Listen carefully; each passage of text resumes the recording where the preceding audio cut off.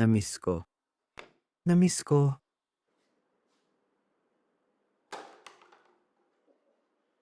Uy mga kaibigan, si Jessie Hu ito. Noong nakaraang tag-init, bago ako nagsimula sa YouTube, ginawa ko ang kutsilyong ito dito. Isang kliyente kamakailan ang nagpagawa ng dalawang ganitong talim na may iba't ibang mosaic Damascus na disenyo at leather na kaluban matapos makita ito sa aking website. Gagawin ko ang mga ito sa video natin ngayon, kaya manatiling nakatutok para makita kung paano sila lalabas. Naku, kulang ang laki ng bisagra. Dati, puro W's ang mosaic Damascus patterns na ginawa ko. Wala namang masama doon, pero sa isang Bowie, gusto kong sumubok ng bagong mosaic pattern. Ang bagong mosaic ay bubuuin mula sa iba't ibang building blocks at dito ako nagwe-welding ng una. Ang ginawa ko kanina ay pagmamarka ng mga piraso ng 1084 gamit ang Sharpie. Kung titingnan ninyo dito, makikita ang unang building block ng pattern. Simple lang ito, pero habang inuulit at pinapatong ko, mas nagiging astig ang itsura. Matagal na rin mula sa huli kong video at may ilang dahilan dito. Una, sinabi ko na gumagawa ako ng dalawang blades. Pangalawa, iba ito at malalaman ninyo kung bakit sa ilang minuto.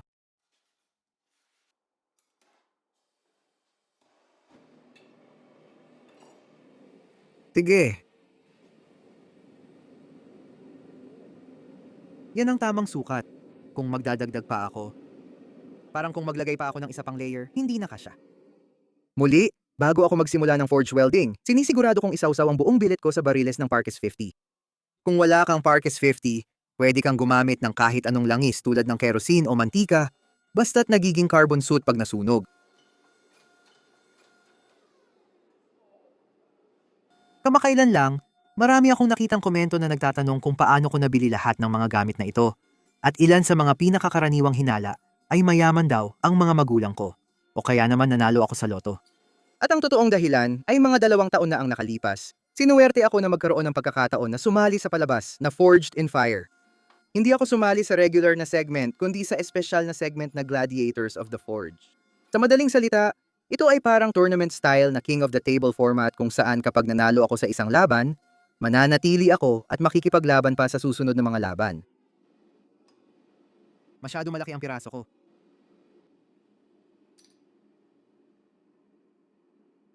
Pero oo, sumali ako sa segment na yon at nanalo ako ng medyo malaking halaga ng pera. Dahil sa perang iyon, nagawa kong bilhin ang buong shop ko na ganito ngayon.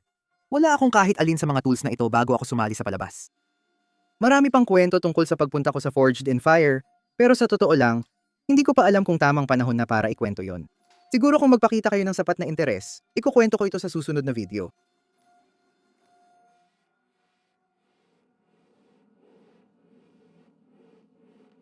Balik tayo sa video, nire-resquare ko ngayon ang billet ko. Dati, ang malaking puting guhit ng 5,000, 900 at 20 ay pahalang sa gitna. Pero gusto ko itong gawing pahilis kaya ko ito nire-resquare. Sinubukan kong tiyakin na naitilt ko ang billet ng eksaktong 45 degree. Pero gaya ng dati sa lahat ng mga nakaraang video ko, malamang nasa 44.5 o 45.5 degree lang talaga ang anggulo ko. Isa pang init. Ang layunin para sa billet na ito ay pahabain ito hanggang maging 1.5 pulgada ang sukat ng bawat gilid. At ang mga piraso ng bakal na binibili ko ay 1.5 pulgada rin. Kaya parang nagkakaroon ako ng perpektong bloke para sa paggawa ng mas malaking billet. Diyos ko! Anong temperatura? Sige, titingnan ko. 134.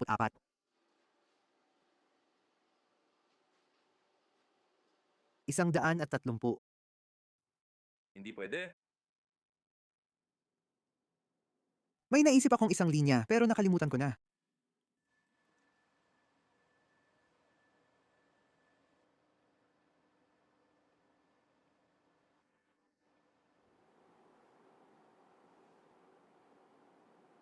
Tinatawag nila akong Big Chungus.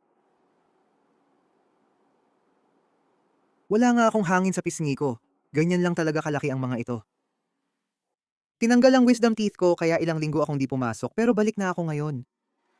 Pagkatapos hiwain ang malaking bilet sa 4 na magkakahiwalay na piraso, oras na para ihanda ang gitnang piraso para sa susunod na bilet, na itong kalahating pulgadang piraso ng 1,084 na pinanday ko at pinag-welding kanina.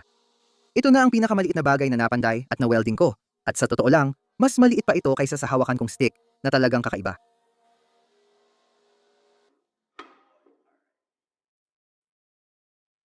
Sige, dapat 1.5 pulgada ang parisukat na sukat nito. Diyos ko, mabigat pala. 9 libra. Ito ang lahat ng materyales para sa unang bilet. Sa mga susunod, mas marami pa akong makukuha. Para sa pag-stack ng unang bilet, kinikiskis ko ang mga mukha ng malalaking bloke para luminis at madala ko sila sa loob para masubukan kong i-stretch. Mahalaga ang hakbang na ito para magawa ko ang gusto kong pattern. Sige, ito siguro ang pinaka nakakabagot na Damascus pattern, pero pundasyon lang ito para sa mas astig na pattern. Okay, ito ang original na plano na isang X. Ilagay mo sa isip na parang nandyan lang yan. Ilagay mo sa isip na nandito ito. Ganito ang magiging itsura ng panimulang bilet. 3.5 ito. Ano ang aking pandayan? Sige, halos hindi magkasya ang bilet na ito sa pandayan. Kailangan kong dalhin ang bilet sa surface grinder at alisin ang kalawang sa dalawang gilid ng malaking bilet para maihanda ito sa pag-welding. Nagpa siya akong baguhin ang direksyon ng surface grinder para pataas at pababa na ito imbes na pakanan at pakaliwa. Dahil mas madali kong naitutok ang mga spark diretso sa sahig imbes na tumama sa drill press o bandsaw. Mas mahirap ito para sa biceps at balikat ko, pero gusto ko rin dahil tuwing gamit ko ang surface grinder, parang workout na rin sa mga yon.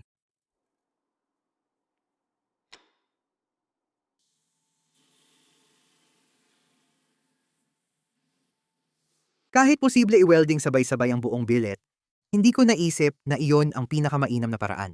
I-win-welding ko ang 4 na layer sa gilid ng malaking billet para mapakinis at dumikit ng maayos sa gitnang kalahating pulgadang square stock. Ang ginawa ko lang dyan ay dinala ko ang 4 na pinagdikit na layer sa grinder at pinakinis ko lang ang mga yon. Ganun lang kasimple. Habang lumalaki ang sukat, kailangan nang i-welding ang gitnang piraso sa 1.5 pulgadang square stock. May isang bagay talagang nakakainis sa prosesong ito. Lahat ng 1.5 pulgadang square stock na galing sa supplier ko, hindi talaga 1.5 pulgada ang lapad. Mas mga 1.7 ito. Kaya pagkatapos kong i-welding ang mga pirasong ito, kinailangan kong isa-isang kiskisin ang lahat ng mga patong na iyon para pumantay. Oo nga. Yan ang unang billet. Nang pinag-welding ko ang billet na ito, hindi ko na inabala pang i-welding lahat ng mga tahi. Alam ko na may ilang tao na gagawin yon para sa ganitong klase ng billet, pero dahil ito ang una kong ginawa at hindi pa ito ang final, hindi ko na inabala. Tingnan mo itong dambuhala. Parang sobra na para lang sa isang Bowie, kaya itatabi ko na lang ang ibang bakal para sa susunod na gagawin. Pagkatapos kong gilingin ang sobrang materyales sa billet, dinala ko ito sa welder at hinang ang hawakan ko. Mas matagal kaysa inaasahan ang pagprepara ng mga piraso para sa unang billet, kaya malaking ginhawa ng muli kong naon ang forge at nagsimulang magpukpok ng mainit na bakal.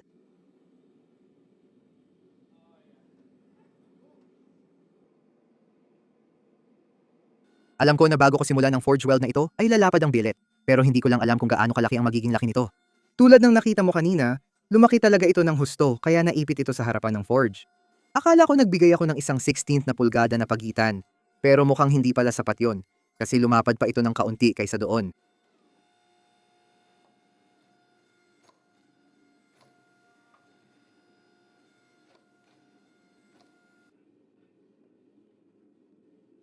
Sa tingin ko ayos na tayo.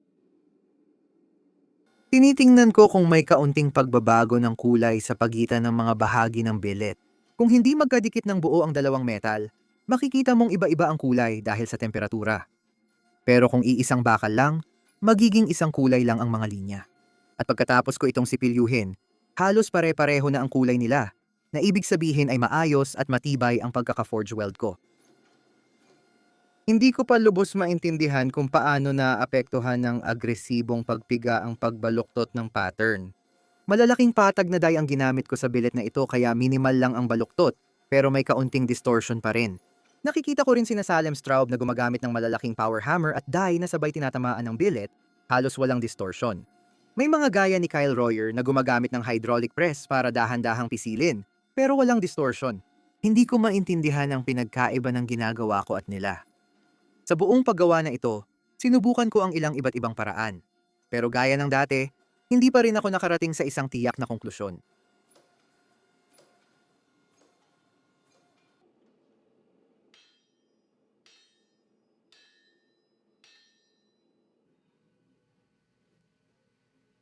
Ay grabe.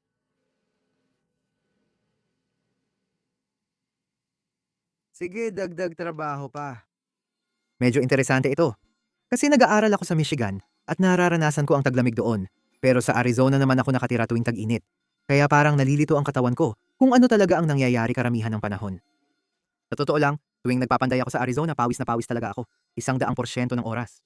Sinusubukan kong manatili sa labas para masanay sa init. Pero minsan kailangan ko ring pumasok gaya ng nakita mo kanina.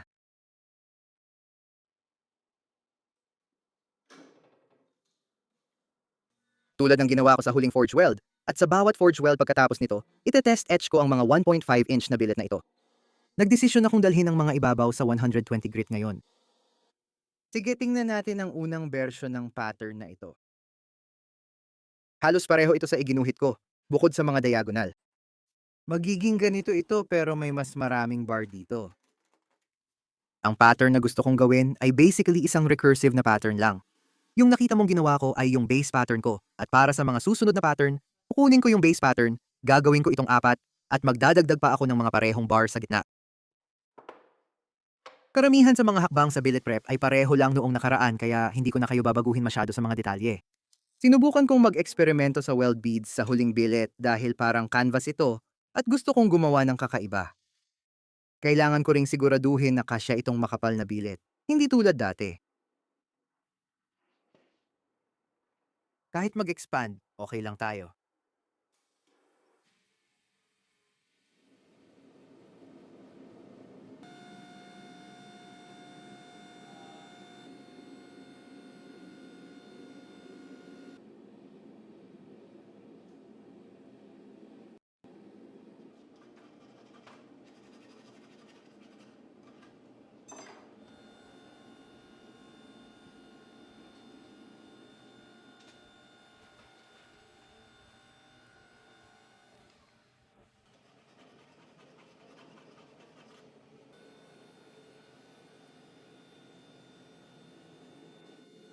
Naalala mo yung text sa screen na sabi ko pinaka-wild na ginawa ko? Mukhang nalampasan ko na agad yun. Pwede sanang, pwede sanang sobrang sama nun. Halos masira nun ang buong proyekto.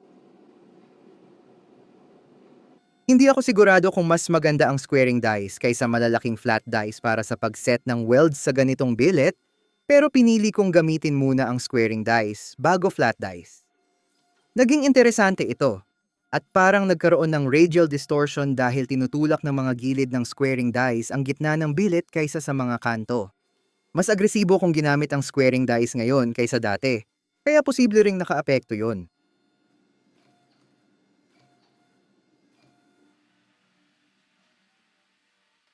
Sige,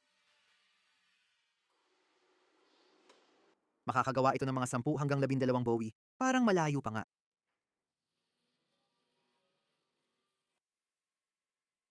Dapat maganda ang resulta pero hindi kailangang kamangha-mangha.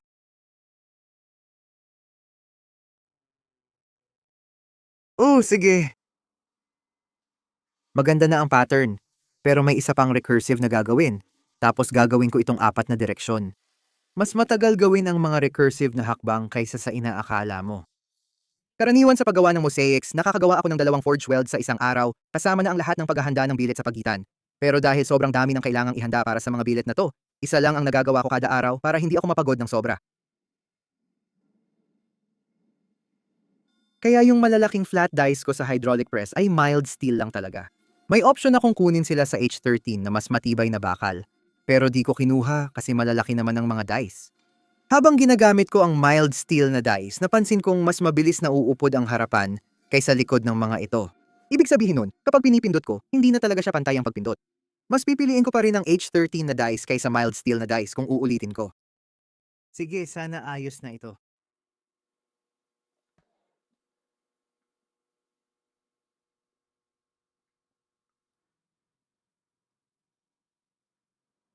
Kasi sa pagkakataong ito, hindi ko na kailangang magdagdag ng kahit anong dagdag na piraso sa gitna ng mga billet na ito. Kaya naging sobrang dali lang ihanda ito para sa huling forge build. Kailangan ko lang tiyakin na malinis ang welding faces. Pagkatapos dinala ko ito sa welder at hinangin lahat ng gilid. Technical, di ko naman kailangan gawin ito dahil epektibo na ang oil barrier. Pero madali lang naman at walang bawal na lagyan pa ulit ng oil barrier sa ibabaw. Ito na ang huling forge weld para sa billet na ito at nagdesisyon akong gawin lahat ng kinakailangang pag-iingat dahil ayokong magsimula ulit.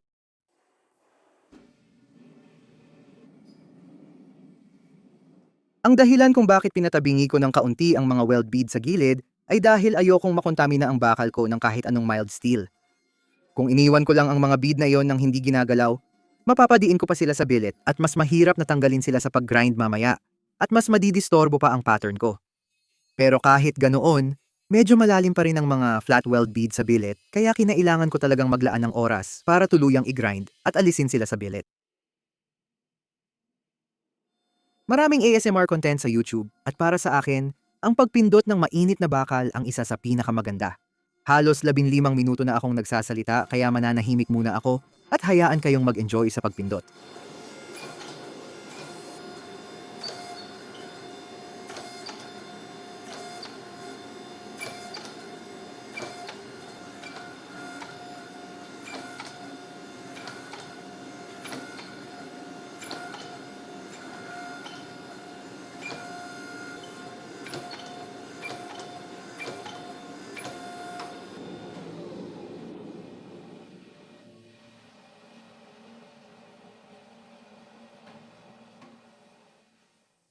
Sige, ang pinakakaya kong i-surface grind ay kung ano man ito. 11, sige, 10.5 na lang para sa sarili ko. Sapat na itong mosaic para makagawa ng isang buong greatsword, hindi na nga nakakatawa. Tapos ko na ang huling pattern, kaya ihahanda ko na ito para sa surface grinding at paghiwa sa mga tile. Ang anggulo na paggugupitan ko ng mga tile ko ay 35 degrees. Hindi ko sure kung ito ang tamang anggulo, pero ito lagi kong nakikita at nasanay na ako. Wala pa namang naging problema sa akin hanggang ngayon. Ang tanging dahilan kung bakit parihaba at hindi parisukat ang cross-section ng ginagawa ko ay dahil kapag inihilig mo ang isang parihaba, nagiging parisukat ito. Pero kapag inihilig mo ang isang parisukat, nagiging mahaba itong parihaba na magpapadeporma sa disenyo. Isa sa mga bagay na naisip kong gawin, ng iba habang hinihiwa ko ang billet na ito sa mga tile, ay markahan ang bawat piraso isa-isa habang hinihiwa ko sila. Dati ginuguhit at sinusukat ko muna lahat bago hiwain, pero hindi nito kinokonsidera ang kapal ng talim. At sa pagmamarka, natutulak ko pa sa gilid ng talim imbes na maitama sa linya.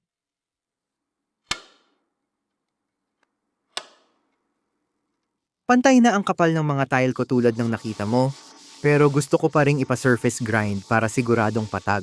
Diretso ang hiwa ng bansaw pero nagiiwan ng magagaspang na guhit na maaaring hindi patag. Gumamit ako ng mas pinong grit na belt para hindi agad matanggal ang maraming material at makuha ang magandang surface finish. Iniikot ko sila na ang unang billet ay tugma sa simula ng pangalawa, tapos tumutugma rin sa dulo ng pangatlo at tuloy-tuloy pa. Mahalaga ito dahil dito, nagmumukhang iisa ang pattern ng buong talim, hindi parang magkakahiwalay na tiles sa talim. Kung ang pagiging master ng Mosaic Damascus ay nangangahulugang ikaw ay level 100, at kung ikaw ay baguhan pa lang ay level 0, siguro nasa level 25 lang ako sa sukatang iyon. Alam kong may mga eksperto sa tile welds kahit walang sheet metal cladding, pero hindi ako isa sa kanila at hindi ko rin ipapanggap na ganoon ako. Kung napanood mo yung cleaver video ko, alam mong may sheet metal cutter ako pero dahil malaki, mabigat, at maraming nasasayang na materyales, kaya bandsaw na lang ang ginamit ko. Hindi ko alam bakit di ako kumuha ng ganitong makina noon. Sobrang dami nitong pinadaling proseso sa paggawa ng kutsilyo. Kaya naiinis ako sa sarili ko na di ako nag-invest dito dati. Ginagamit ang sheet metal para pigilan ang pagpasok ng oxygen sa pagitan ng tile. Hindi naman talaga ito kailangang dumikit o mag-weld sa mga tile. Gayunpaman, hindi ibig sabihin na hindi ko pwedeng ipa-weld ito sa mga tile. Nililinis ko ang loob ng sheet metal para dumikit o ma-weld sa mga tile. Medyo katulad ito ng sa Forged in Fire kapag gumagawa sila ng canister. Pinagsasabihan ng mga hurado ang mga kalahok kung hindi sila gumagamit ng whiteout or kapag gumagamit sila ng whiteout, parang walang tamang paraan para gawin ito. Pero dahil nasa sarili kong garahe ako at alam kong magaganda ang mga grinder ko, wala namang pumipigil sa akin na mag-grind pa ng mas marami mamaya para masiguradong mas maganda ang weld ko sa umpisa pa lang. Pag natapos ko na ang pagtak sa bawat tile ng sheet metal, Iikot ako sa bilet at pupunuin lahat ng singit gamit ang metal inert gas wire. Gusto ko na maging selyadong-selyado ang mga singit na to, pero maglalagay din naman ako ng oil coating mamaya, kaya hindi ko rin naman kailangang maging 100% perpekto.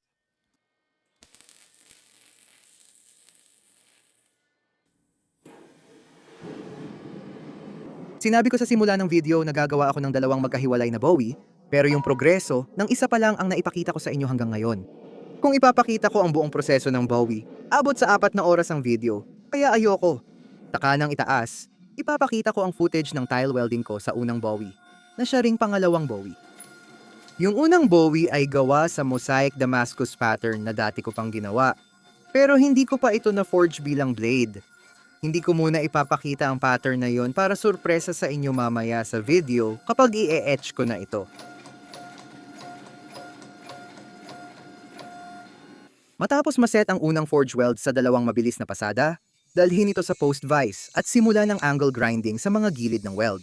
Mas tumagal ito kaysa inaasahan. Siguro kasi lumiit na ang angle grinding disc at dahil sa dami ng weld sa gilid. Ayaw kong pasukin ng hangin ng billet at nagbayad din ako dahil dito. Madalas kong mapaisip kung perpekto ba ang forge weld ko dati, tuwing matapos kong gamitin ang angle grinder sa mga gilid pagkatapos ng unang init. Sa pagkakataong ito, maganda ang itsura ng mga weld, pero may dalawa akong nakitang problemang bahagi na gusto kong siguraduhin ng 100%, kaya tinaas ko sila, tapos ginamit ko ang aking martilyo sa kamay para isara ang mga yon.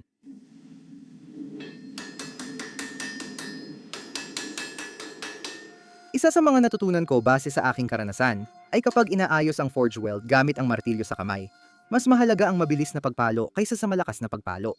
Kung malakas ang palo at di pa set ang forge welds, pwedeng maghiwa-hiwalay ang billet. Kung mahina ang palo, natatanggal mo ang scale at mas malaki ang nasasakop, kaya panalo ka pa rin. Matapos kong masigurong walang weld flow sa billet, hinati ko na ang bolster at tang mula sa talim. Ginawa ko ito gamit ang flat dies sa ilalim at drawing dies sa ibabaw. Pinanatili nitong patag ang ilalim ng spine habang ang ibabaw lang ang nade-deform o natutulak. Kapareho ito ng half-on-half-off na technique gamit ang martilyo at anvil para ma-isolate ang balikat. Pero mas mabilis dahil press ang gamit, parehong technique pa rin. Nang lumiit na ang tang area para magkasya ang mga tong, dinala ko ito sa post vise at ginrind ko ang hawakan.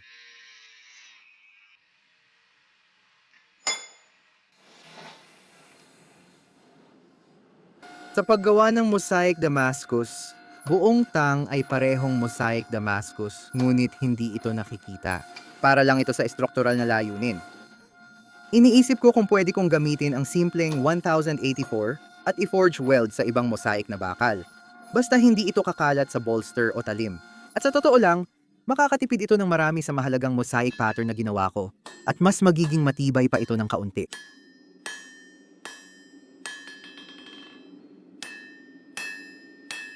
Hindi ko maintindihan kung bakit pinupunan ng iba kung paano ko hawakan ang martilyo ko. Ang dami kong naririnig na sinasabi ng mga tao na, "Oh Jesse, masyado kang mataas humawak ng martilyo, nasasayang ang enerhiya mo, mapapagod ang mga pulso mo."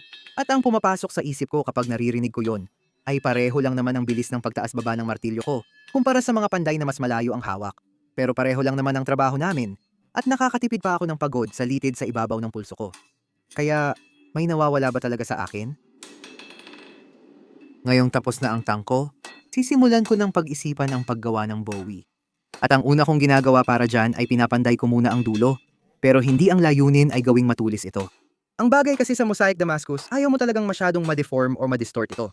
Kaya ang ginagawa ko lang ay gawing mga 3 kapat ng 1 pulgada hanggang 1 pulgada ang kapal ng dulo. Magmumukha itong malaki at bloke, pero sa dulo, mas pantay ang pattern ng talim at hindi masyadong distorted.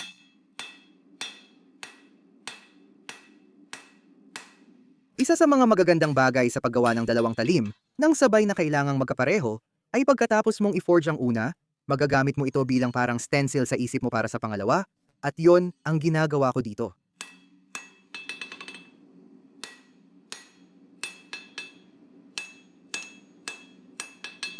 Maraming tao sa mundo ng paggawa ng talim ang nagsasabi na kung magpo-forge ka ng manipis, makakatipid ka ng effort sa bandang huli, at mas kaunti ang kailangan mong i-grind. Hindi naman laging akmayan sa lahat ng sitwasyon. Sa kaso ko, may mild steel cladding pa sa labas ng talim na kailangan kong i-grind para matanggal. Kung ipupukpok ko ng sobrang nipis at bubuin ko na agad lahat ng bevels, halos aabot na sa talim ko yung mild steel at ayoko nun. Kung iwan ko ng makapal, pwede pa rin akong mag-quench ng makapal. Ang problema sa manipis na talim kapag nilulubog sa quench, madali silang mabaluktot at ayokong harapin yon, lalo na sa ganitong mahal at matrabahong bakal.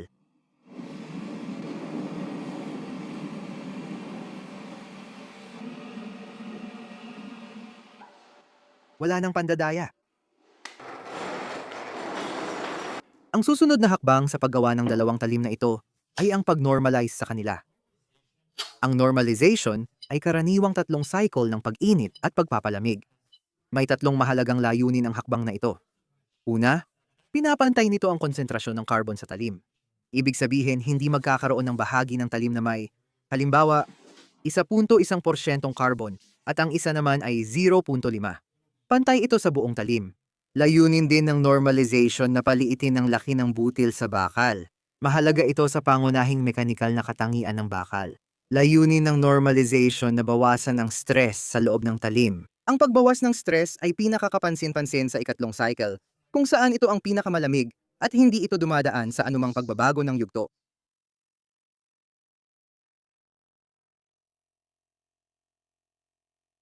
Ngayong na-normalize na ang mga talim, dadalhin na ito sa surface grinder para alisin ang mild steel cladding.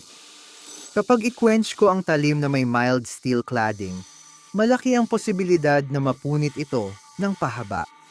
Ang dahilan kung bakit mangyayari yon ay dahil kapag ni-quench mo ang mild steel, hindi talaga ito nagbabago ng volume. Pero kapag ni-quench mo ang hardenable steel, bahagya itong lumalaki ang volume.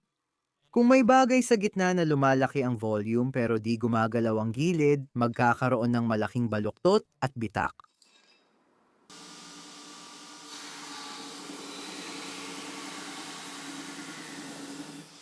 Matapos ang surface grinding, ibabalik ko na ang regular na platen at sisimulan ang pag-profile ng talim. Hindi ko sinusubukang gawin ang final na profile ng talim. Dahil alam kong sa quenching, may maliit na posibilidad na ang talim ay mabaluktot sa kahit anong direksyon. At hindi ko tinutukoy yung mga alon na makikita mo kapag tinitingnan mo ang haba ng talim. Ang ibig kong sabihin ay yung mga baluktot sa mismong profile ng talim. Habang nag-profiling ako, hindi ko agad pinatulis ang dulo ng talim.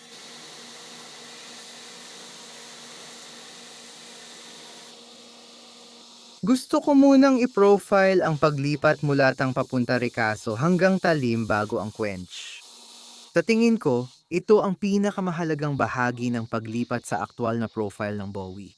Halimbawa, kung medyo hindi pantay ang Bowie blade pero perpekto ang Ricasso, mas pipiliin ko pa yon. Perpektong Bowie ang hugis pero hindi pantay ang Ricasso at kakaiba ang tang. Para malaman kung mild steel o high carbon steel ang hawak mo gamit ang grinder, tingnan ang spark na lumalabas. Kung parang maliliit na paputok ang spark sa dulo, malamang hindi mild steel o low carbon steel ang bakal mo.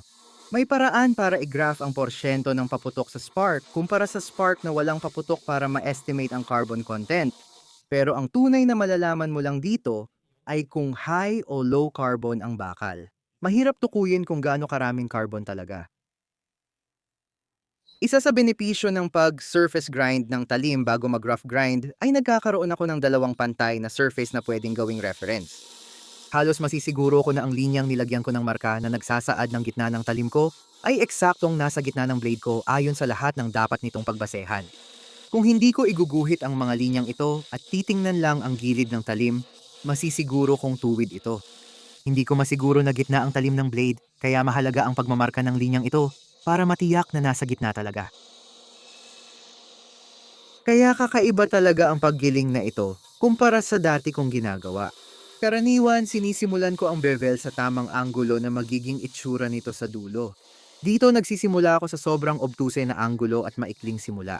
At ibig sabihin nito, mas malakas ang pinipindot ko sa mga belt kaysa sa nakasanayan ko. Kung magsisimula akong maghasa gamit ang bagong 36 na grit na belt at ganito ako kabilis maghasa, masisira ko agad yung 36 na grit na belt at masasayang lang ang 20 piso. Dahil alam ko yon, nagsimula ako gamit ang sobrang mapurol na 36 na grit na belt at pagkatapos ay nagpalit ako sa bagong 36 na grit na belt. Pero oo, Ang susunod na hakbang pagkatapos gawin itong sobrang gaspang na bevel grinding ay pumasok sa loob at gawin ang test etch. Sige, tingnan natin kung gaano karami. Ang mild steel na natitira pa rito.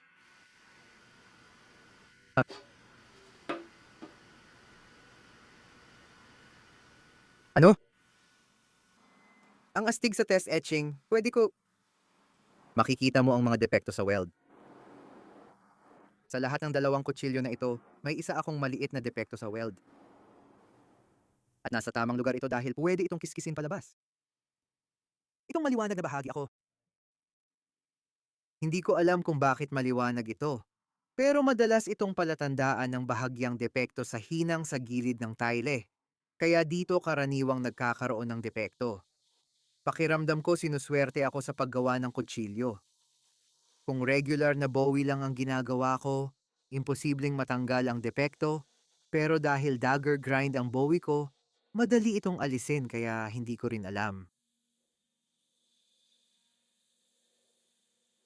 Isa sa mga bagay na tumatakbo sa isip ko habang naghahanda ako para sa quench ay na ang anumang matalim na kanto na ilulubog sa quench ay parang paanyaya para magkaroon ng bitak. Kailangan ko ring balansehin ito sa katotohanang ayokong masyadong nipisan ang talim sa ilang bahagi bago ilubog sa quench. Parang naglalaro ako ng sobrang sensitibong balanse sa sarili kong isipan.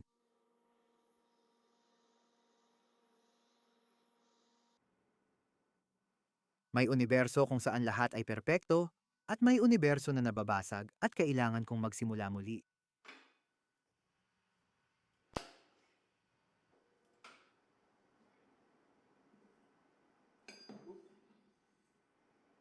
Sige, sana swertehin.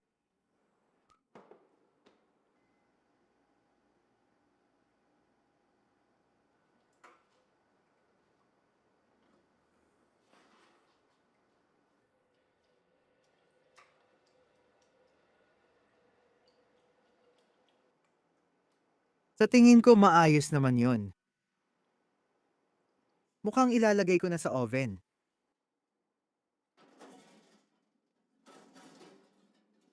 Nasa oven na ang unang talim, pero kailangan ko pang alalahanin ang pangalawa dahil mas matagal itong sa kiln at magkaiba ang kondisyon.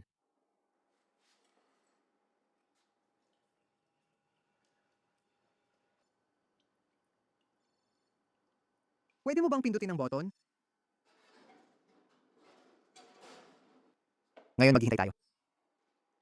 Pagkatapos lumamig ng pugon sa mga 300 degree Fahrenheit, inilagay ko silang pareho para sa 2 oras na recycle sa 425 degree. Ang surface grinder, hindi nito pinapantay ang bagay kundi ginagawang pantay ang kapal ng magkabilang gilid. Bago mag-surface grind, dapat siguraduhin kong pantay ito. Matapos ang aberya sa huli kong video, nagpasya akong ituwid na lang ang mga kutsilyo gamit ang maliit na carbide martilyo. Kung ikaw ay panday, baligtad ito sa inaasahan mo. Kapag nagpapanday ka at may baluktot, pinupukpok mo ang umbok, pero gamit itong maliit na carbide na martilyo, pinupukpok mo ang lubog. Mas maganda na talaga ang pakiramdam kaysa dati. Kailangan ko pa rin gawin ng marami. Ang nakita ninyong ginawa ko doon ay ikinukumpara ko ang talim sa aking perpektong patag na granite na ibabaw. Sinisiguro kong suriin ang magkabilang gilid at tingnan kung may anumang pag-uga o hindi pantay. Ang pangalawang talim ay parang bangka ito, parang isang bangkang sagwan. Medyo pangit yon. Sobrang baluktot ng tang. Bakit ang tang?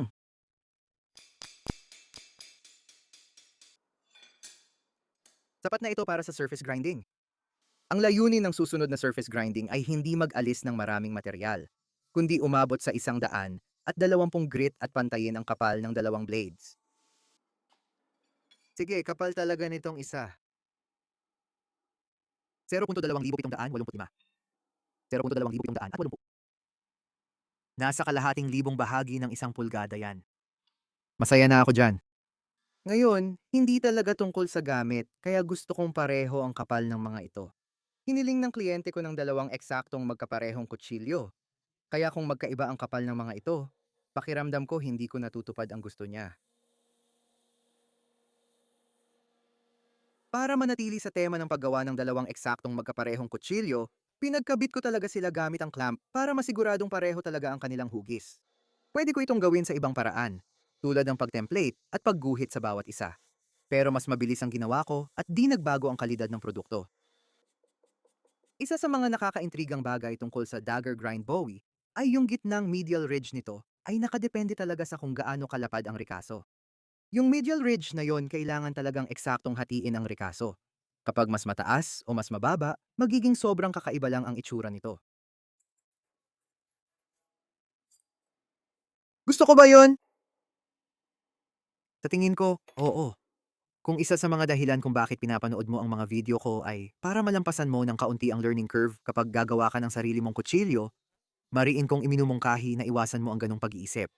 At ang dahilan kung bakit ko ito sinasabi ay dahil tuwing may gumagawa o lumilikha ng isang bagay, may kanya-kanya silang estilo at napaka-unique ng bawat isa.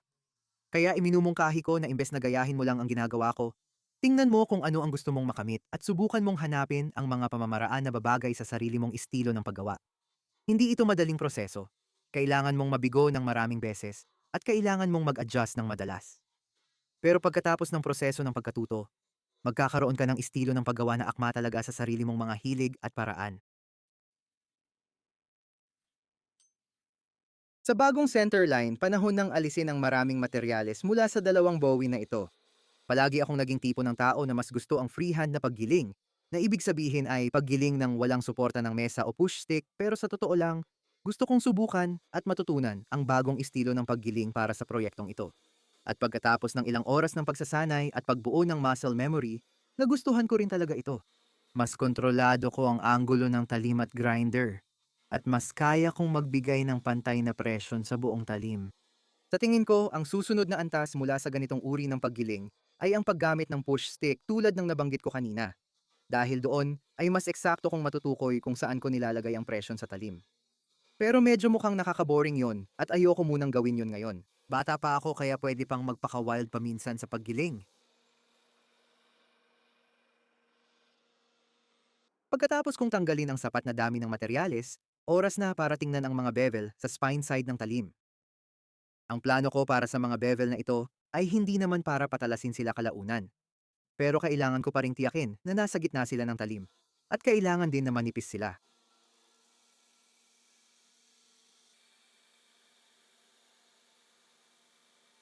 May natitira pa akong isang semestre, kaya hindi ako makakagawa ng video mula Setyembre hanggang Disyembre, pero simula next year, magpo-full-time na ako sa YouTube.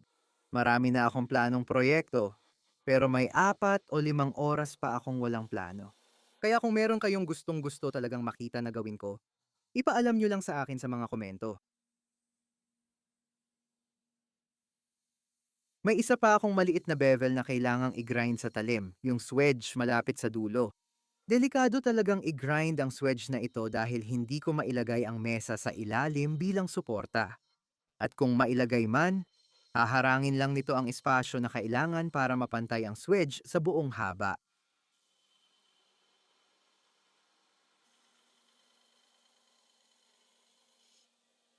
Nang makontento ako sa itsura ng swedge, binalik ko na ang atensyon ko sa mga pangunahing bevel.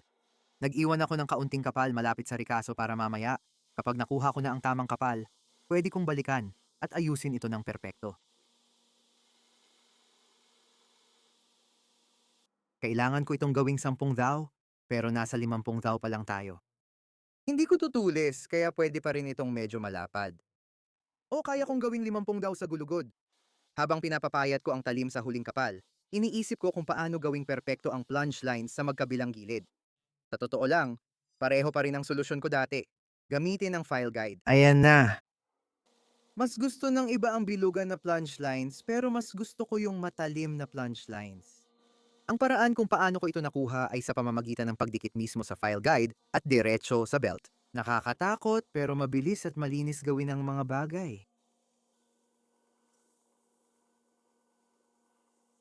Habang tinatapos ko ang paggiling sa talim, sisiguraduhin kong malinis pati maliliit na anggulong kalimitang nalalampasan.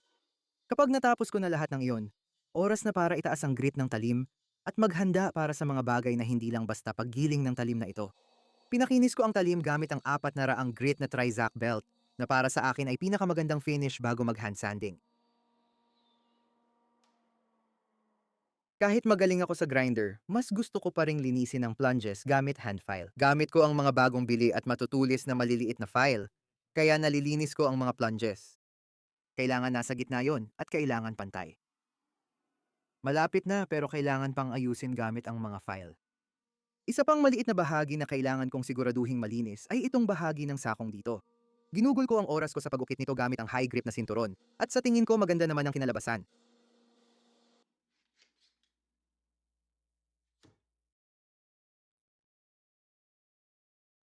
Pakiramdam ko parang si Big Chungus na naman ako.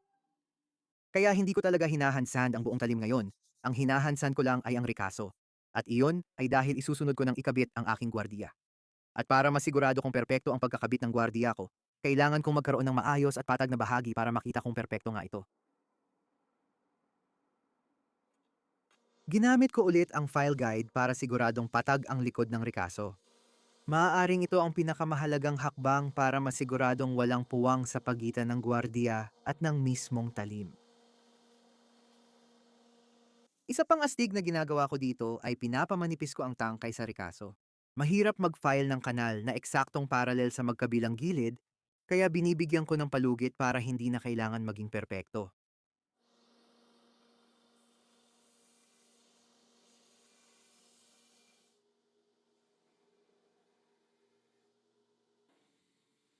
Siguro dapat ginawa ko ito mas maaga. Attention Deficit Hyperactivity Disorder.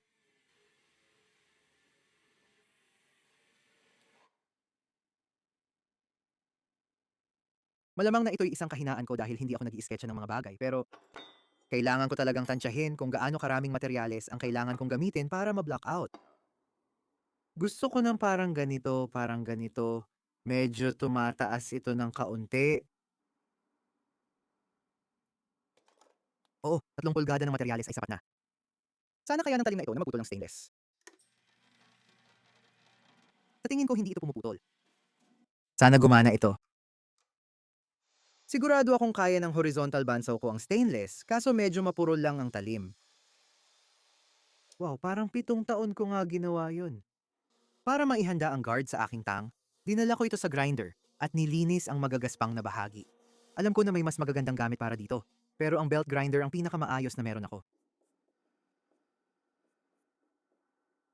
Wow, parang eksaktong 1 pulgada. Para maghanda sa pagbubutas ng mga butas para sa tang slot ko, nagmarka ako ng center line sa kahabaan ng piraso. At isa pang linya na nagmamarka kung saan dapat ang gitna ng tang sa kahabaan. Mahalagang mahalaga na mailagay ko ito ng eksakto kung saan sila dapat ilagay.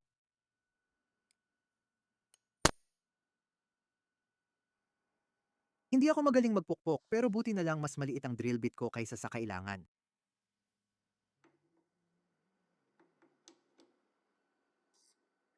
Naku, hindi ko na makita ang butas. Tulad ng sinabi ko kanina, sinadya kong gawing mas maliit ang mga drill bit ko para sa operasyong ito. Ginawa ko ito dahil kung mas maliit ang butas, pwede ko itong lihaing palakihin para maging sakto sa laki ng tangko. Alam ko mas maliit ang tangko kaysa bolster. Pero gusto ko eksakto ang trabaho para makuha ang butas na walang kalog. Hindi ito gagalaw at madali lang ipasok at tanggalin. Sandali, grabe ang galing nun. Ilang buhay pa kaya ito aabutin? Diyos ko!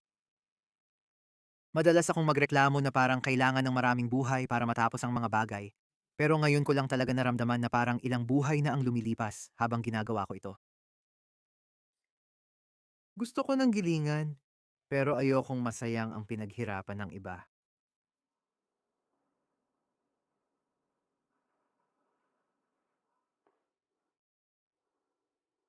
Ang maganda lang sa ilang oras ng pag-file ay yung sobrang pagod ng braso.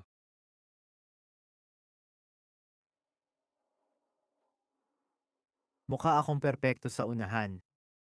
Pero sa likod na bahagi, malayo ako sa pagiging perpekto kaya Alamin natin kung paano ayusin yan. Sige ba? Hindi ko alam kung bakit hindi ko naisip dati pero may Dremel Micro ako at may mga carbide burrs ako. Kaya pinagtagpo ko ang dalawa at pinabilis ko ng kaunti ang proseso. Aray!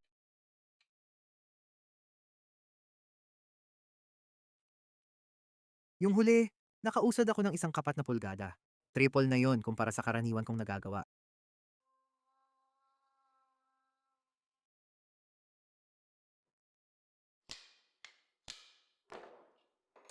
Yun ay halos kasya na.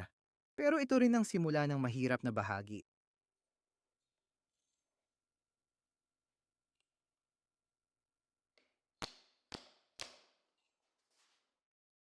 Oh,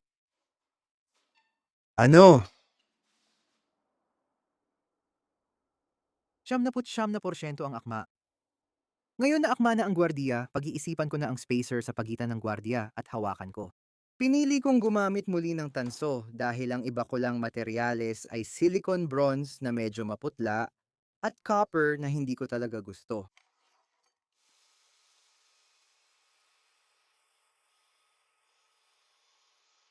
Isang bagay na lagi kong sinisigurado bago ako magsimulang mag-marking o mag-drill ay siguraduhin na kasing patag ng maaari ang piraso ko. 0.766. At gusto natin na ang slot na ito ay ano nga ulit? 0.766. Na ang ibig sabihin ang distansya dito ay 0.352. Ano yon? Sige. 0.381. Tandaan natin yan. Makikita mo kung gaano ako kamaingat sa lahat ng mga kalkulasyon ko. Napansin ko na kapag ginagawa ko ito, kumukonti ang variables na kailangan kong tandaan at nakakasatisfy matapos lahat ng decimals na yon. Kapag namarkahan ko na lahat ng linya, alam ko na kung saan maglalagay ng center punch at nababawasan ang mga variable pag binutasan ko na ito. Hindi ako gumamit ng coolant kasi manipis lang ang tanso. Hindi rin iinit ang drill bit.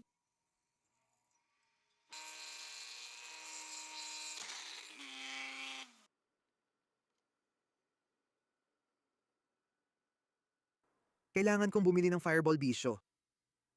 Hindi ako magsisinungaling, medyo natakot ako doon. Buti na lang, hindi naman nasira ang spacer. Grabe, wala pang 5 minuto at dumudulas na agad palabas sa tang. Dahil matagal ang pag-file ng parehong gwardiya para sa dalawang buoy, naging manhid ako sa bilis ng pag-file. Ang mga spacer na ito ay hindi hihigit sa 16 na pulgada ang kapal, at ang pag-file ng mga ito ay ang sarap sa pakiramdam. Medyo malapit na talaga. Sa tingin ko, kailangan ko ng isang pasada ng file.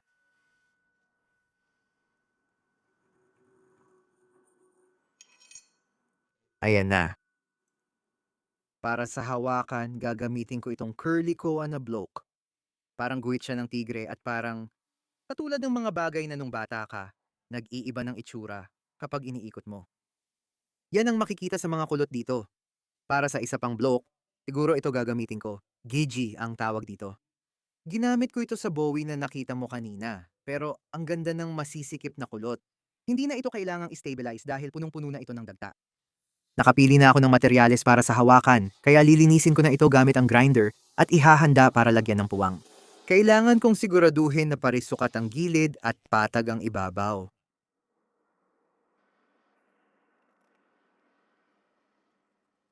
Isa sa mga magagandang bagay sa pagmamarka ng linya sa kahoy ay hindi ko na kailangang gumamit ng Sharpie para magguhit muna. Madaling matanggal ang kahoy. Mukhang may problema tayo.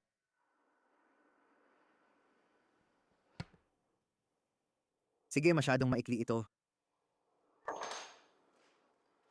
Kaya meron ako nito. Ang plano ko ay simulan ang mga butas gamit ang mas maikling drill bit na meron na ako. Tapos gagamitin ko yung mas malaking drill bit mamaya para makuha yung tamang haba ng mga butas. Nag-aalala ako na baka hindi eksakto ang mga butas kung agad kong gagamitin ang mas mahabang drill bit.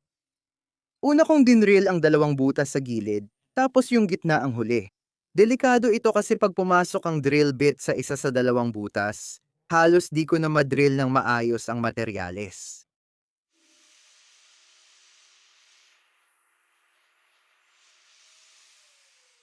Para matulungan akong malaman kung gaano kalalim ang dapat kong i-drill, sinukat ko yung bagong drill bit gamit ang haba ng tang at nagguhit ako ng maliit na linya gamit ang Sharpie.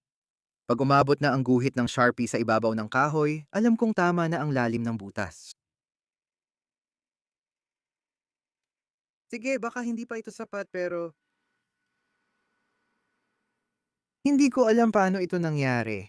Sanay ako sa guard fit up, pero hindi talaga nangyayari yon. Gumamit ako ng iba't ibang mga kagamitan para matulungan akong gawing tama ang laki ng slot na ito. Gumamit ako ng mga file, brotsa, at ginamit ko pa itong drill na ito dito. Hindi kailangang eksakto ang prosesong ito dahil lalagyan ko rin ng epoxy ang hawakan para mabed ito.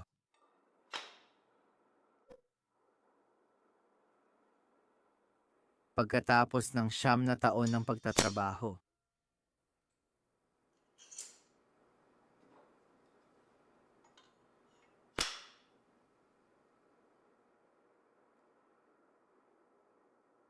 Para maihanda ang hawakan para sa bedding, nilinis ko muna ito gamit ang Scotch Brite Belt, tapos hinipa ng compressed air para alisin ang alikabok sa block ng hawakan. kailangan kong gawing sobrang madulas ang tangko at kailangan ko namang gawing sobrang kapit ang block ng hawakan ko.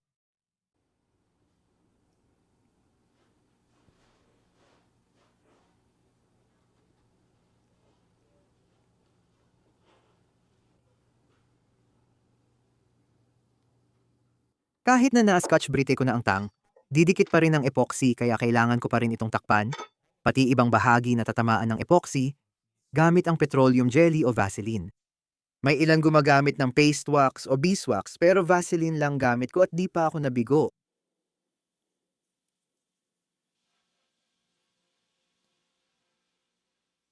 Sige, sa tingin ko, magandang ipaliwanag kung bakit ko nilalagyan ng bedding ang tang. Kapag nilalagyan ko ng bedding ang tang, nilalagyan ko ng epoxy ang hawakan, tapos binabasag ko ang pagkakadikit nito. Dahil dito, nagkakaroon ng perpektong glove-type fit ang block sa tang. Dahil dito, sabay ko nang mahuhubog ang hawakan na nakakabit na ang guard at handle block, kaya hindi ko na kailangang mag-alala sa paggalaw o pagluwag.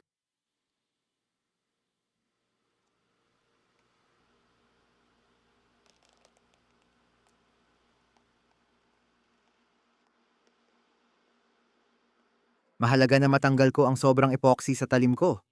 Una, gamit ko ang tuyong basahan, pagkatapos ay acetone sa cotton buds.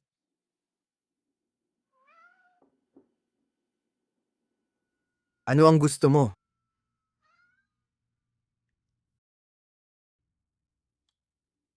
Kailangan ko lang siguraduhin na hindi dumikit at iklamp ulit para mapanatili ng epoxy ang hugis ng tang.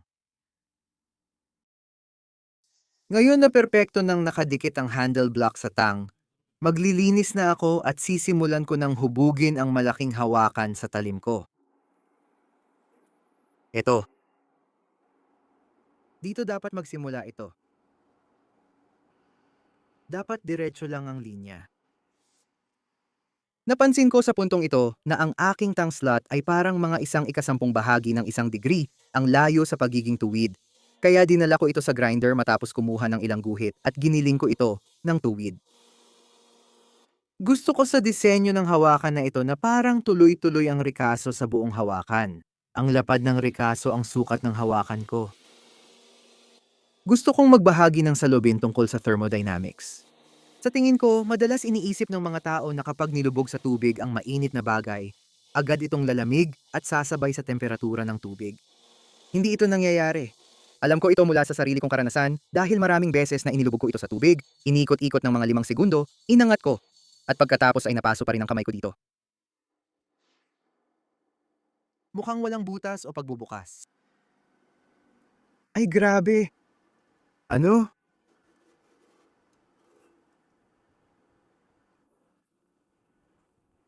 Teka, paano? Di ko alam kung paano nagbara ng ganoon ang dust collector ko. Alam ko na kadalasan carbon steel ang ginagrind ko at stainless ang guard, pero grabe pa rin pare. Oo, dahil sa guard, kailangan ko ng square ang kahoy na block. Tinatapat ko ang lapad ng guard at nilalagyan ng guhit ang gilid ng kahoy para malaman kung paano papantayin ang block. Kailangang pantay ang ibabaw sa talim para mahubog ko ang hawakan mamaya. Alam kong pwede ko nang hubugin ang hawakan, pero dahil matagal ko nang ginagamit ang grinder, magpapahinga muna ako at mano-manong lihaing ang talim. Nalaman ko sa blade show at sa mga kaibigan ko na hindi epektibo ang paraan ko ng pagliha. Kaya sinunod ko ang ilan sa mga payo nila. Gumawa ako ng bagong stick para sa pagliha gamit ang kamay at talagang napabilis nito ang trabaho. Grabe naman. May progreso akong nakikita. Ganito rin ba nararamdaman ng mga tunay na gumagawa ng kutsilyo kapag nagha-hand sand at nakikita ang pagbabago? Kaya naiiba talaga ang ginagawa ko ngayon kaysa dati. Ay ngayon, Isang layer lang ng liha ang ginagamit ko at may hawak akong hand sanding stick bilang suporta sa isang layer na yon.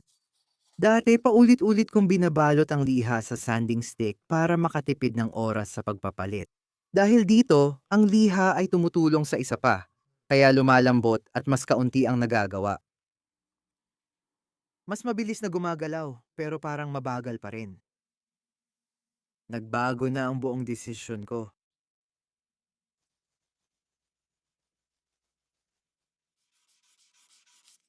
Tingnan mo lahat ng shmoo na to. Kailangan ko ng bagong mga daliri, bagong balikat, bagong mga braso, bagong likod, bagong core, bagong utak. Makikita mo na sa huli, medyo nawawala na ako. Pero ang pagkamay na liha ay isang bagay na kailangan gawin. Hindi ko alam kung kalapastanganan ito para sa aluminyo na panga, pero kung gagawin ko ang ganito, tapos parang sinisigurado ko lang na maganda ang S na hugis ng guard ko. Di ko alam kung ito ang pinakamaganda, pero ito ang pinakamahusay na nahanap ko.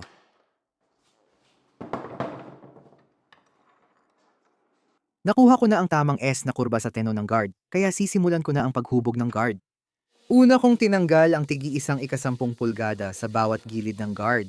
Naglagay ako ng paralel na linya dahil hindi ko kaya ng tantiyahan lang. Nasukat ko kanina, halos 1 pulgada ang lapad ng guard ko at masyadong malapad iyon para sa karamihan ng guard. Ngayong tapos at handa na ang guard at handle block, pwede ko nang i-profile ang handle block. Nagdrawing na ako ng linya kung saan mag-grind. Grind, kaya naging payapa na ang susunod na bahagi para sa akin.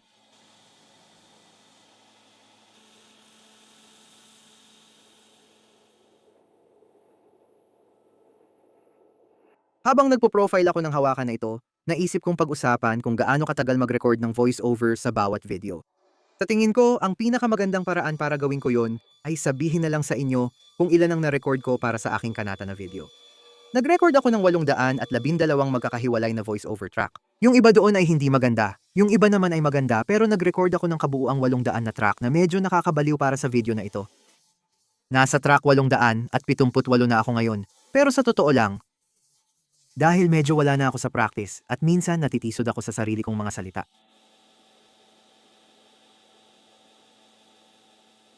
Alam ko na sa puntong ito kung ano ang magiging itsura ng hawakan ko, pero hindi ko talaga alam kung ano ang pinakamagandang paraan para gawin ito. Alam ko na gusto ko ng bevel na dumidiretso mula sa aking guard papunta sa handle block, pero hindi ko alam kung gusto ko bang gawin muna ito sa guard at pagkatapos ay gawin sa kahoy at subukang itugma. O kung dapat ko bang pagsamahin muna lahat ng piraso sa talim at saka ko sila sabay-sabay hubugin.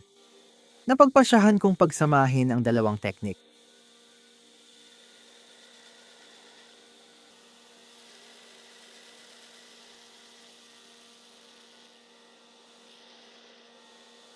Ngayon na rough shape ko na ang guard, gusto ko hubugin ang woodblock habang nakakabit ito sa talim para makita ko agad ang daloy ng mga linya. Nakaka-interest talaga ang matatalim na belt, lalo na kung kahoy o bakal ang ginagiling mo. Kung gumamit ka ng bagong matalim na belt sa bakal, hindi mo na ito magagamit sa kahoy pagkatapos. Kung kahoy ang una mong gilingin, magagamit mo pa rin iyon sa bakal. Kapag kahoy ang ginigiling, kailangang matalim ang belt para maputol ito at hindi masunog. Kapag ginamit mo ito sa bakal, mauupod ang grits kaya mas tataas ang init at mas maraming kahoy ang masusunog.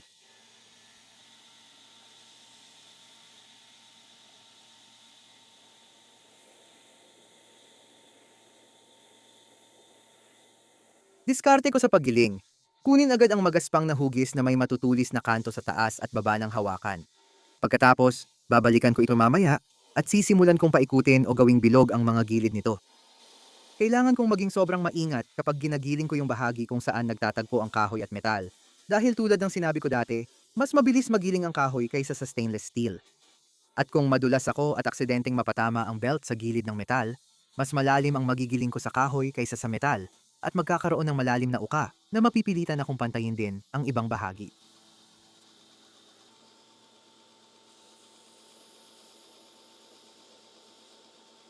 Sige, bago ko paikutin ang mga kanto, gusto ko munang itulak ang linyang ito. Dapat halos pareho ang anggulo nito sa likod.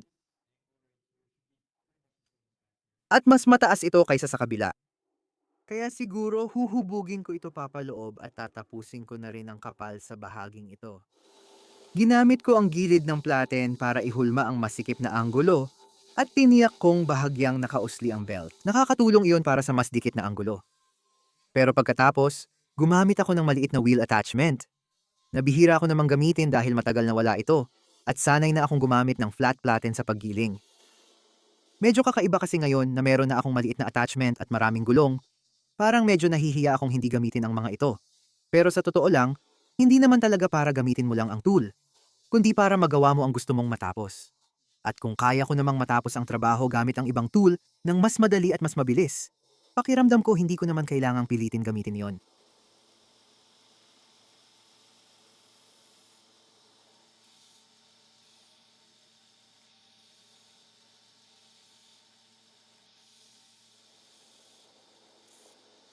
Siguro gagamitin ko ang super glue sa spacer sa ilalim ng guard.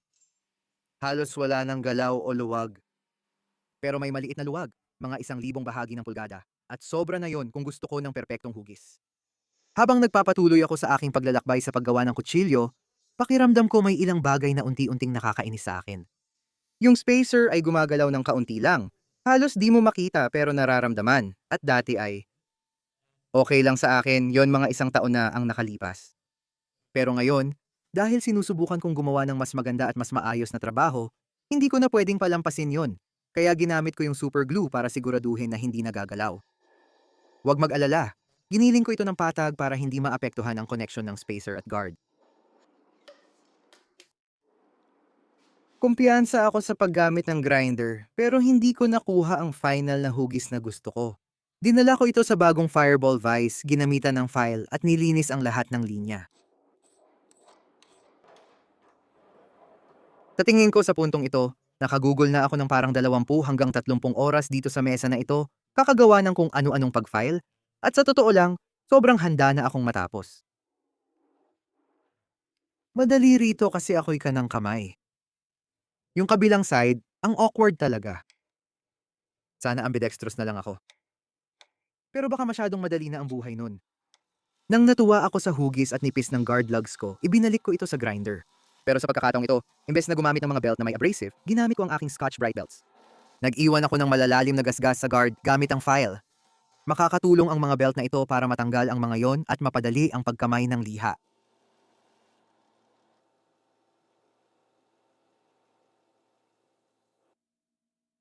Kailangan ko pa ba talaga ng pandikit sa puntong ito? Sobrang dikit na niya na hindi ko na matanggal. Ay grabe. Gustong gusto ko talagang magliha gamit ang kamay. Ako ba ang nagsasabi niyan o si... Narinig ko ba yon sa YouTube kung saan? Kamay lang ang gamit ko sa pagliha ng harapan ng gwardiya dahil plano ko ring gawin ito sa huli kapag lahat ay nakadikit na. Gusto ko ring tapusin ang pagliha ng blade gamit ang kamay hanggang umabot sa 600 grit. Tapos ko nang hubugin ang hawakan kaya hindi ko na kailangang mag-alala sa magasgasan ng blade. Pwede ko na ring iukit ang maker's mark ko.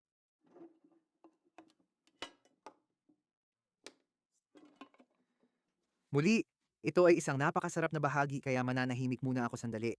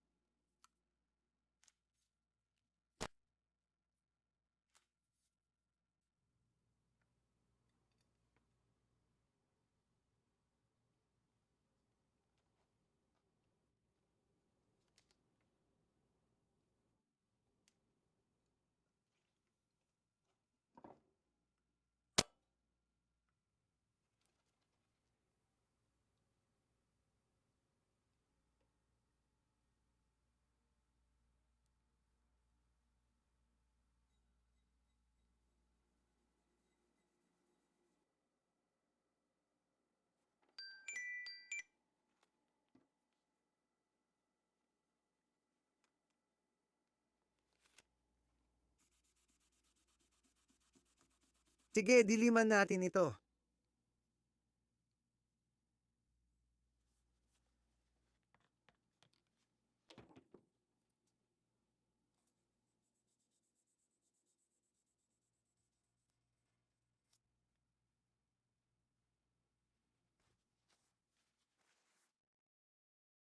Panahon na para sa kaunting training arc.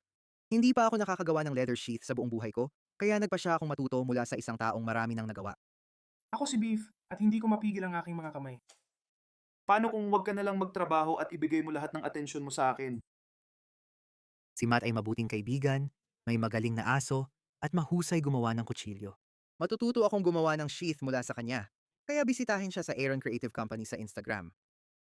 Isa sa mga unang bagay na napag-usapan namin ay ang disenyo ng sheath. Maraming klase ng sheath na di ko alam. Kaya nagpa siya kaming gumawa ng itim na sheath na pwedeng bunutin sa kanang sinturon. Hindi ko nga alam na may mga sheath na para sa kanan at kaliwa. Akala ko pare-pareho lang ang mga ito at pwede mong isuot sa kahit anong gilid. Unang hakbang sa paggawa ng sheath ay iguhit ang outline ng talim. Mamaya, puputulin ito at gagawing stencil para matrace ang mga outline ng balat na kailangan natin. Kaya oo, puputulin ko ito ng patag ng ganito o kaya igagawin kong medyo bilugan. Para sa kaluban, magkakaroon ng dalawang pangunahing piraso na nasa labas. Pero kailangan din natin ng dalawang mas maliliit na piraso na magsisilbing parang laman ng sandwich. At ito ang tutulong para maprotektahan ng tahi mula sa pagkakat ng kutsilyo kapag hinugot mo ito at magdadagdag din ito ng kaunting kapal sa kaluban. Mag-ingat ka sa mga daliri mo habang ginagawa yan. May 10 ako.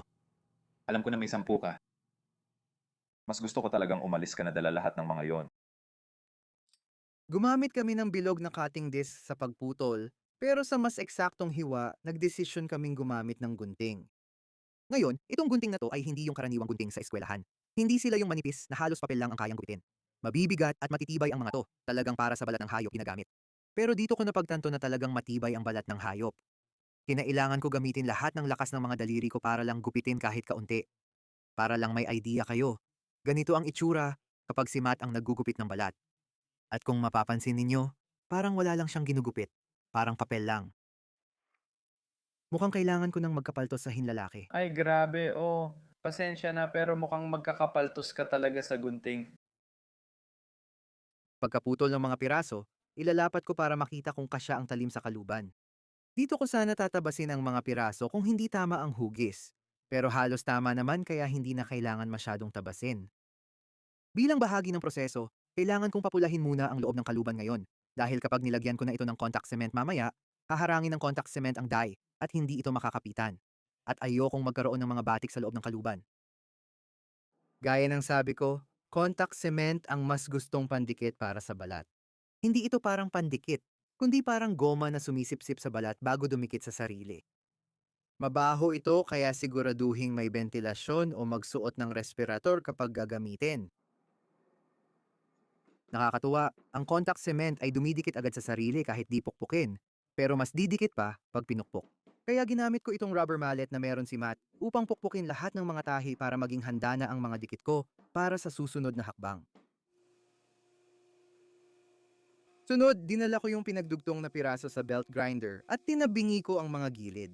Medyo hindi komportable ito kasi parang binibigyan mo ng permanenteng gasgas sa kalsada ang balat ng baka.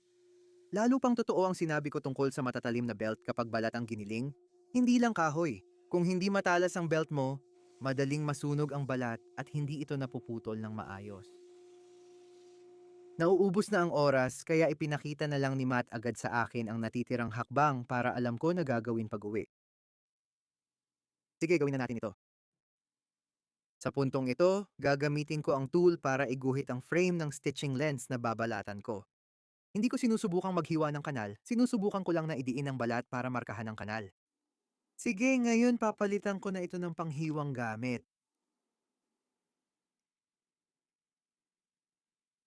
Ang guhit na ginagawa ko ay may ilang layunin. Una, para malaman ko kung saan bubutasan mamaya.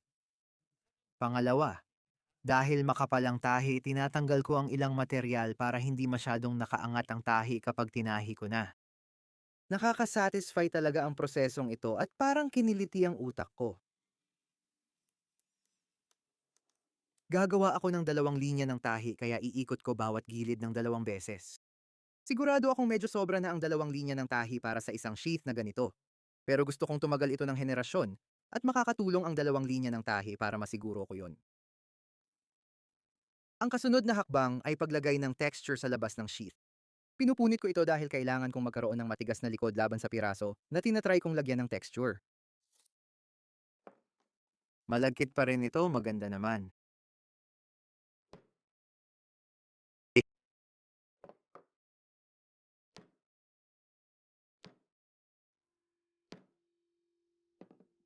Mukhang astig yan, sige. At ngayon, kailangan ko lang gawin to hanggang sa dulo. Dapat may konting pagkakaiba para alam ng customer na tao ang gumawa. Siguro dapat maging isang tunay na manggagawa ng balat na lang ako. Homemade na Gucci bag na 10,000, pero kung gawa lang sa bahay, di na siguro talaga Gucci yon.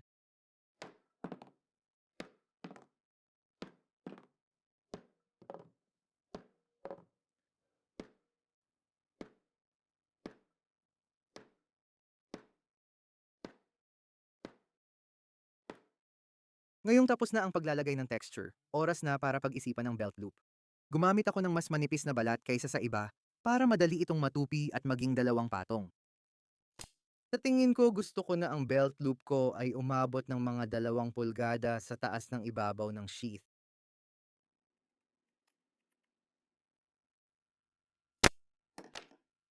Gusto ko sanang itugma ang sheath, pero sa totoo lang, kalokohan lang yon.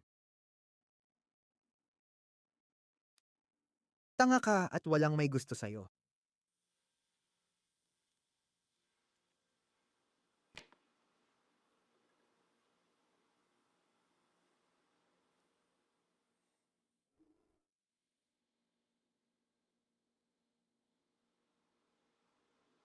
Bro, lakas na ng kapit ko. 170 na di ko pa rin mabuksan.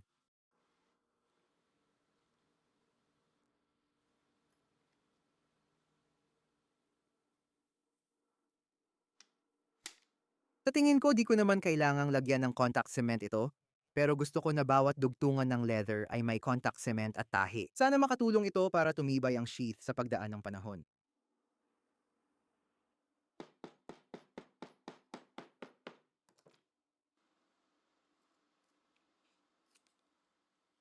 Ang susunod na hakbang ay ang paggiling ng harap ng sheath.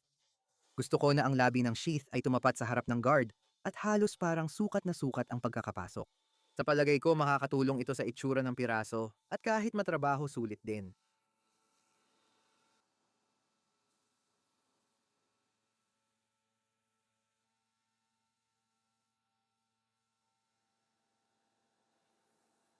Sige, pagkatapos ng paggupit, sana mas gumanda na ito. Oh, yan ang gusto natin. Sige, dahil magiging itim ang kaluban. Gagamit tayo ng kayumangging pangkulay. Biro lang yon. Wow! Kailangan kong tiyakin na lahat ng tatahiin ko mamaya ay kulay na bago manahi. Ginagamit ko ang wax na sinulid kaya hindi dumikit ang kulay. Mabango pala yan. Huwag mong amuyin. Hindi, nagbibiro lang ako. Sa tingin ko, ang ginagawa ko ay kumukuha ako ng kaunti nito at ipinapahid ko sa gilid. Ang laman ng bote ay tinatawag na gum drago stamp. Wala akong ideya kung tama ang pagbigkas ko, pero ito raw ay isang burnishing agent. At pinapakinis ko ito ngayon dahil kapag natahi na, hindi ko na ito mapapakinis. Ang huling balat na ito ang gagawing strap ng kutsilyo sa kaluban, kaya dapat din itong itim para tugma sa kaluban.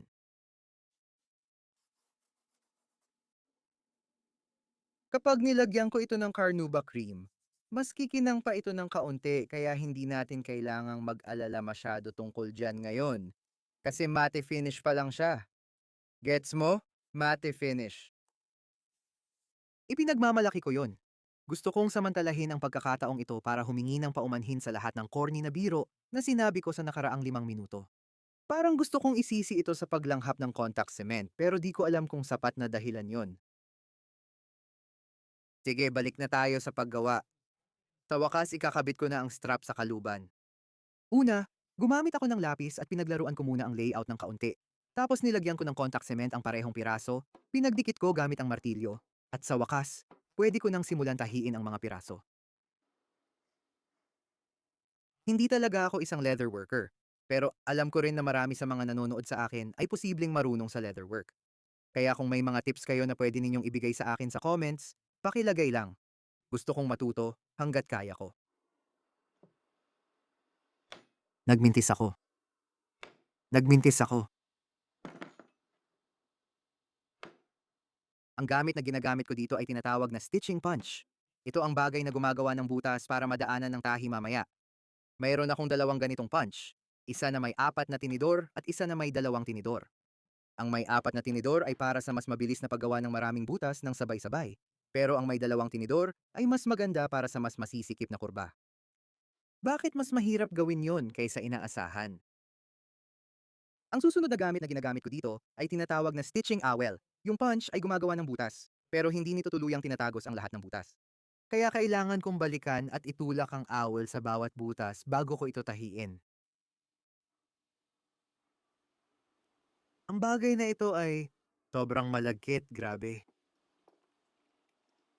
Matibay ito. Para maghanda, kinuha ko ang wax thread at ipinasok sa mga karayom na para sa balat. Gumamit din ako ng stitching horse para hawakan ang piraso habang tinatahi. Ang pattern ng pagtatahi na ginagamit ko ay talagang napakasimple. Ginagamit ko lang ang isang dulo ng sinulid, itinutulak ko ito, tapos yung kabilang dulo naman ay itinutulak ko rin sa parehong butas. At pagkatapos, hahawakan ko ang magkabilang dulo at hihilahin ko ng mahigpit hanggat kaya ko.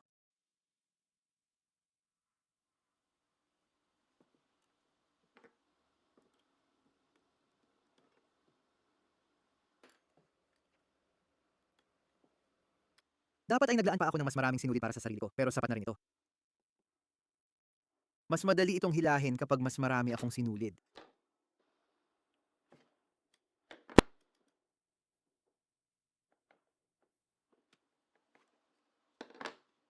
Pagkatapos ng huling tahi, babalik sana ako sa nauna para doblehin ang tahi. Ganito, di na matatanggal ang tahi at di ko na kailangan magbuhol.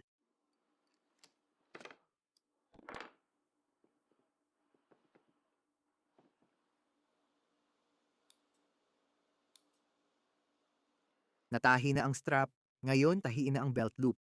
Medyo iba ito kasi hindi ko makukuha lahat ng contact area dahil makapal ang strap.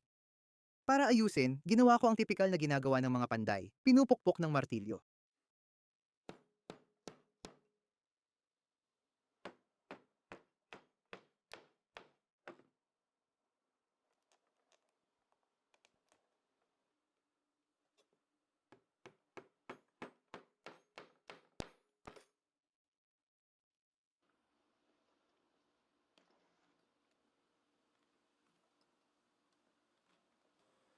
Ay ang astig nito.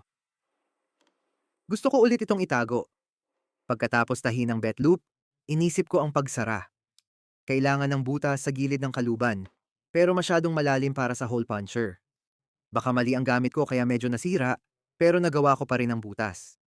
Ngayon pwede ko nang iikot ito at higpitan ng todo para hindi ito matanggal. Lumabas ng sobra. Sa natutunan ko, hindi lang basta butas, kailangan mo ng kaunting hiwa sa ibabaw nito.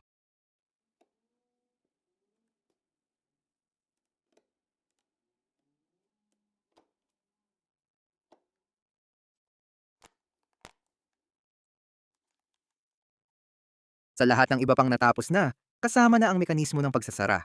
Oras na para simulan ko ang paggawa ng mga butas na paikot sa buong haba ng kaluban. Dapat siguraduhin kong eksaktong patayo ang mga butas sa harap ng kaluban. Kahit konting mali, may hindi magandang mangyayari. Tara na! Sige, oras na para. Tahin isa-isa ang bawat butas. 5 na ang natapos. 6 na ang natapos. Isang dekada na pala mula nang nagsimula akong suntukin ang mga butas na to. Ay, ngayon may isa na sa daliri ko. Sige. Simulan na natin. Akala ko dati makapal ang balat at maganda ang kalyo ng kamay ko para sa anumang gawaing kamay. Pagkatapos ng pagtatahi, Pakiramdam ko parang gulaman ang mga kamay ko. Hindi ko alam paano nagagawa ng iba yon. May guwantes ako pero nagkaguhit pa rin ng pula ang kamay ko sa ilalim. Pagkatapos ng unang linya ng tahi, sobrang nagasgas na ang mga kamay ko. Hindi ko na kayang humila ng isa pang sinulid.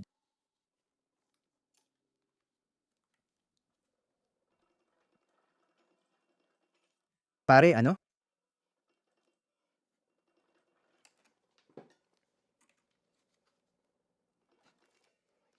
Pare, paano nangyari yon?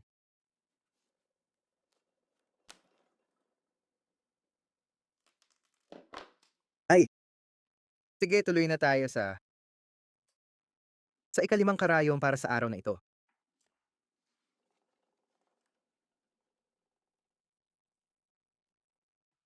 Ayos. Matapos kong tahin ang loob sa likod ng kamera, dinala ko ito sa grinder at nilinis ang mga gilid bago ang final burnishing. Tinrato ko ito na parang kahoy at ginamitan ng iba't ibang grits at siniguradong palaging pinapakinis ang mga kanto.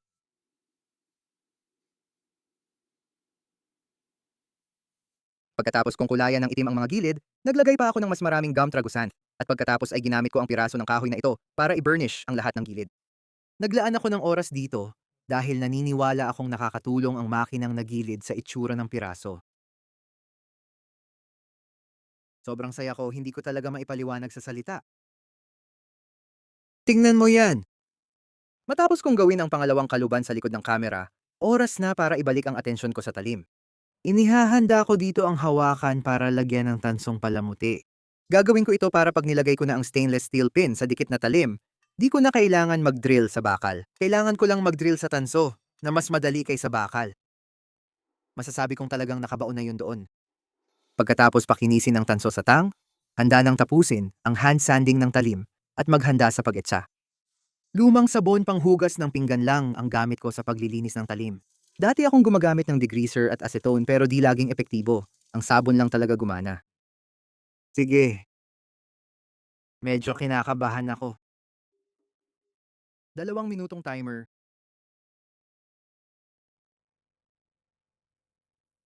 Sige. Diyos ko.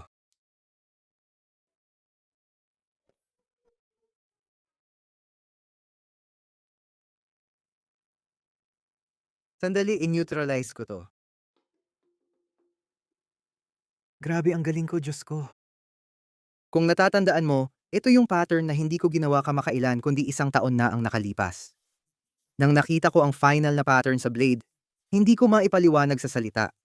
Simple explosion pattern lang sana ang gusto ko. Pero sa pangalawang huling forge weld, nagdagdag ako ng malalaking maliwanag na bar ng 15 at 20. Nakakatulong itong i-frame ang mga explosion. Kahit mukhang alon-alon, bawat explosion ay sobrang astig pag tiningnan isa-isa. Pagkatapos kong lihaing lahat ng oxide, ginawa ko na yung pangalawa kong etch. Hindi ko muna ipapakita ng masyado ito sa inyo, kasi sigurado akong curious kayong lahat na makita kung ano itsura ng isa pang pattern. Sana swertihin ulit tayo.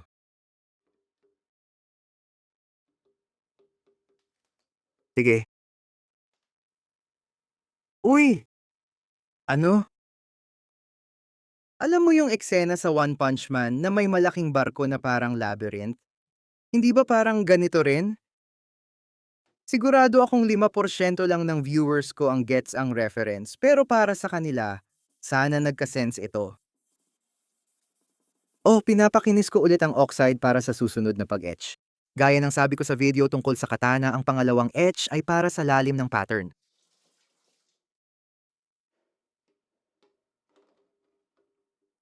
Ano kayang itsura niya? Uy, wow! May nakakatawang kwento ako. Pagkatapos ng ferric etch, sunod na ang coffee etch. May natira pa akong kape mula sa ginawa kong katana mga 2 buwan at kalahati na ang nakalipas. Amag na siya, pero naisip ko na okay pa rin yung kape sa ilalim. Ginamit ko yung lumang kape pang etch sa 2 talim, pero ang pangit ng resulta. Nagkaroon ng madilim na ulap ang 2 talim. Siguro dahil matagal na nakaimbak ang kape at nagkaroon ng bagong minerals mula sa amag. Sige, kape etch number 2. Sana mas maganda ang pangalawa kaysa una. Ayoko nang makita yung madilim na ulap. Sana swertehin. Ay, mas maganda talaga yan. Ang saya ko na ginawa ko ito ng 2 beses. Grabe. Pangalawang talim. Ang sarap nun. Grabe. Ay, ang saya ko dyan. Interesante siya kasi mula sa kape, nakakakuha ka ng magagandang dark at magagandang light. Pero meron ding parang brownish-orange na tint. At kung ito lang ang gagawin ko dito sa part na to, makikita mo. Malaking pagkakaiba. Tapos ko na ang final finish sa Damascus patterns, kaya oras nang tapusin ang ibang bahagi ng kutsilyo. Para maprotektahan ng finish, gumamit ako ng shop cloth at green masking tape bilang mini sheath. Ikaklamp ko ang kutsilyo mamaya, kaya nilagyan ko ng makapal na shop cloth sa dulo para hindi masira ang tip. Nagbuhos ako ng acetone sa cup at naghanda para linisin ang mga surface na didikitan ng pandikit. Kailangan ko ng mahabang halo dahil ito ang magpapatibay sa talim magpakailanman. Sige, ilalagay na ang guard. Marami pa akong lilinisin na epoxy pagkatapos pero kailangan kong tiyakin na walang epoxy na pupunta sa ilalim ng shop cloth. Nangyari ito nung ginagawa ko ang cleaver ko at sobrang gulo nun.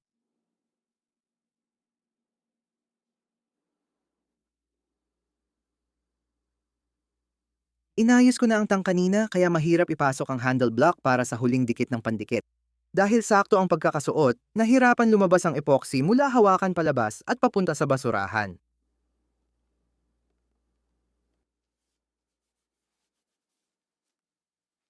Pagkatapos kong siguraduhin na nalinis ko ang bawat maliit na bahagi ng epoxy na ayaw kong manatili sa hawakan, nilagay ko ito sa mga clamp at iniwan ko ang midair para patuyuin ng buong 24 na oras.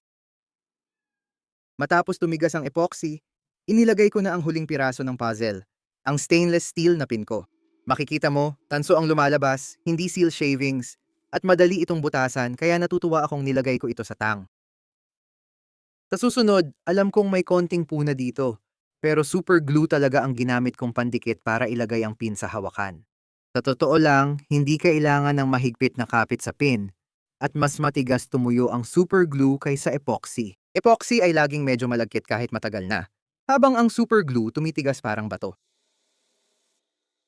Pagkatapos kong kiskisin ang taas ng pin hanggang pumantay ito sa kahoy ng hawakan, oras na para tapusin ang hugis ng lahat sa hawakan ko at gawing pinal na ang pagkakakinis ng lahat. Ngayon ito na ang huling hakbang ng 2.5 buwang proyekto.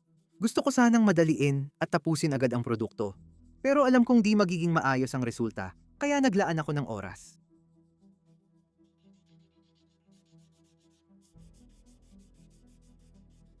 Maraming dahilan kung bakit ito ang pinakamahirap kong proyekto. Mahirap na makuha ang tamang fit at finish ng isang talim na ginagawa ko sa antas na gusto ko.